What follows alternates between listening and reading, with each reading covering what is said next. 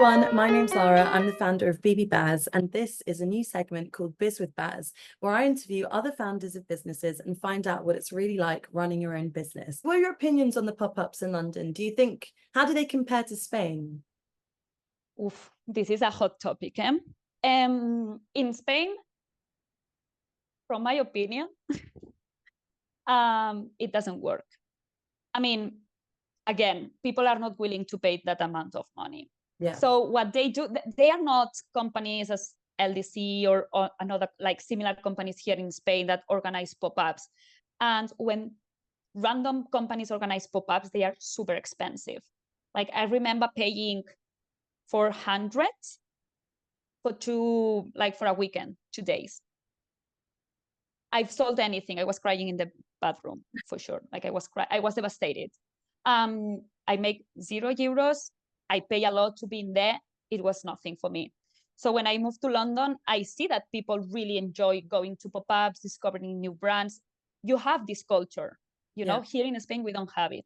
So for me, now that I came back from London, I haven't done anything in Spain. Like I do random pop-ups with my friends, you know, because the cost is not super high. And if I don't sell anything, well, at least I'm with my friends, we create content. It's more like a way of hangout, you know, I can see my followers from Barcelona, jiji, jaja, you know, but like I'm not gonna be doing the same strategy that I did in London, like going every week to a different pop-up. And no, here in Spain, we don't have place for that. And I think it has no sense. So it's not like we don't have companies to do that. It's like, I think that the market is already not ready. Oh, that's so interesting. I don't know why in my head I feel like Spain is so like pop-ups would be really good there. I don't know why I have that in my head, but it does make sense with the fast fashion. Like there's probably a Zara every corner. Yes, but I've done pop-ups here with a lot of people, but the problem is the sale. So people really like to attend in there, and always there's like this party with alcohol, you know, Spanish vibes. Like I really love it. Like people are so talkative and we have a lot of fun. Like it's amazing to do a pop-ups in there. The opening party, it's insane, but you don't sell. Yeah, so it's just fun. You know, it's just fun. Like I like to have fun, but I also like to sell, you know. So yeah, I don't see, maybe I didn't find the proper pop-up for me, you know. What I feel is like my clothes, the style, the price, and it's not that Spanish like vibe. Maybe for another brand, even with the similar prices for similar prices to my brand, maybe they have already find a place and they do pop-ups and they perform well. But in my case, I haven't found it, and I'm trying. I tried, and I'm tired to try. Well, it does. I mean, even in London, I know I mean, everyone loves pop-ups here, but also I think people love attending the pop-ups a lot more than actually making sales in the pop-ups. So I don't know. I mean, and also some of them are so expensive here as well. Like I wanted to do one the other day and then they were like, oh yeah, that would be like £450 for like a small like table. I was like, oh, again, pop-ups, everything is more expensive than it is to go to high street. And that's the thing, like I'm so obviously big on sustainability. Obviously, I make bags out of trainers, used trainers. I love it. But I can understand, like I've never been judgmental in terms of people being sustainable, because I can understand it's hard to be sustainable in every aspect of living. And I'm not going to say I'm sustainable in every single aspect of life, because it's quite difficult. Impossible. But I think, you know, if you change small habits and change your mindset and open yourself up to being a bit more creative with the way you think, and that's why also I love making like upcyclings, because it can inspire people, even if they don't buy it. It's like, oh, but you can do something with something you think, you know, is ruined or broken and stuff. And I think that is really important to kind of show people. So how did you kind of get into sustainability? Was that always something you were interested in? Or not at all. Wow. Not as a good Spanish girl, I was obsessed with fast fashion. I remember my teenage years, like, wow, I want to buy a lot of clothes and I don't want to invest money. So I was like always in sales. I turned crazy buying cheap clothes and cheap quality clothes. And for this reason, I started sewing my own clothes, because in my mind was like, if I do it myself, it's even cheaper. Yeah. So I started like doing my own clothes, and for me it was like an epiphania, you know, like it was crazy for me, because it's like, wow, you really have to work so hard to create a garment. It took a lot of time, and you feel so well when you do it yourself, when the quality is good.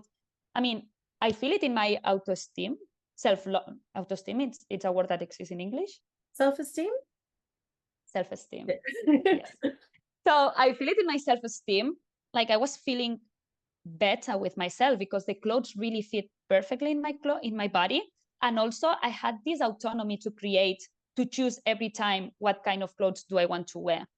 Yeah. You know, because it's like I don't have to rely on trends or what it's in sale or whatever. I can create whatever I want. So I was on Tumblr at that moment, and I was like, I saw, you know, you sometimes check all runway pictures, and I was like, yeah, I can make that dress. And I was feeling so good. That was like, and I started like realizing how bad fast fashion companies treat people. And it's like, I'm using fashion to express myself and to show my values. What values I'm showing if I buy fast fashion? So for me, fashion is so important. It helps me a lot to express myself, that I'm very picky about the clothes that I put on my body. Wow. Well, see, that's also like a nice way to get into it, because it's not like there was any judgment. And I think that's kind of changes the way your brand and the kind of ethos of it is, because you wouldn't feel like, oh, I have to, oh, sorry, the Zoom's like, you're running out of time. Okay, we've got 10 minutes left. Wow. Okay. Well, that's good. That's a good time. Anyways.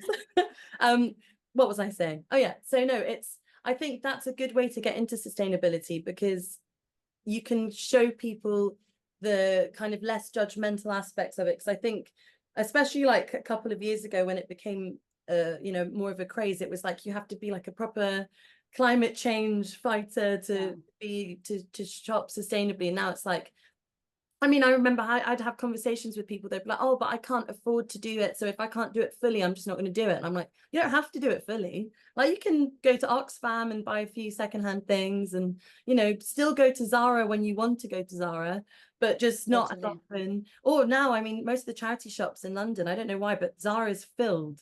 Like, and their new Zara, like all the dead stock is put into all the Oxfams and stuff. Like, it's crazy. Like sometimes in my head, I'm like, oh, this is like a nice vintage piece. And then I'm like, oh, it's Zara. No. I'm like, no, I don't want it anymore. No, no, that's insane. I suffer a lot from eco-anxiety. And yeah, for me, for example, I'm so committed to sustainable fashion. But the other aspects of my life, obviously, I try to live like a sustainable life, but I'm not perfect. I don't have all the resources. I don't have all the knowledge. I don't have all the time. I don't have all the energy. So I try to, you know, take it easy. Like for me, it's sustainable fashion. So I'm super committed with that. With the other aspects, I do the best I can, but I try not to blame myself. Yeah, and that's important. I mean, I remember I went to like, I think it was some event, it was in the Vogue space, like in London. And there's, I don't know if you know it, Extinction Rebellion.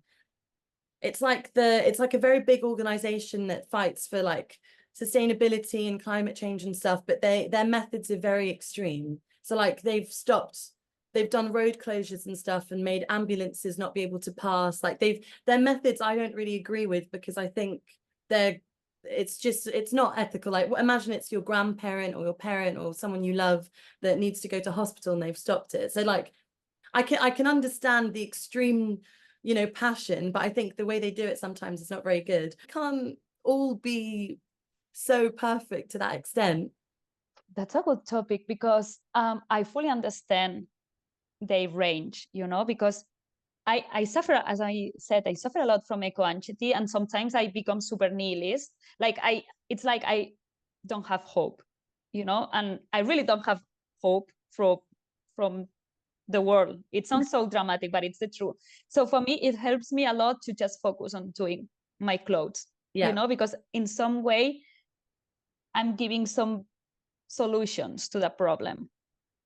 But I completely understand. Like we just make up things. I mean, yeah, I do sustainable clothing, but we don't need more clothes.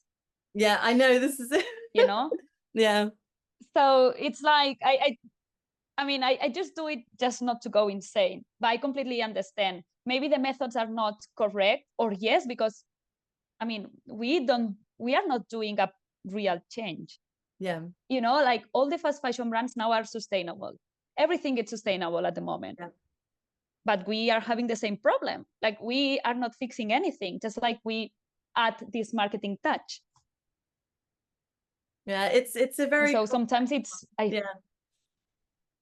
Yeah, it is. Sometimes it's good to just to feel bad, Yeah. you know, like, and to try your best to make small changes, or you know, if you like, I've always wanted to be a designer, so at least now I'm like, okay, I don't need to go to, I mean, it would be much easier if I could just do it the normal way. It would be much easier. yeah, I mean, it would take me a lot of time. I mean, and it would be yes, like, yeah, I mean, it would be a lot easier. But I also love the creativity behind just having to test yourself and think, okay, how can I make this beautiful? How can I turn this into something new?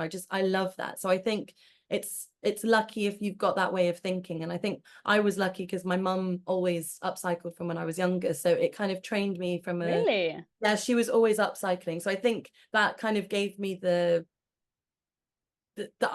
ability to do it. Like, I think it should be taught at schools from a young age because it's really good skill. That's so interesting. Yeah. We'll change the law. We solve all the world problems. Yeah. We're going to change the schooling systems.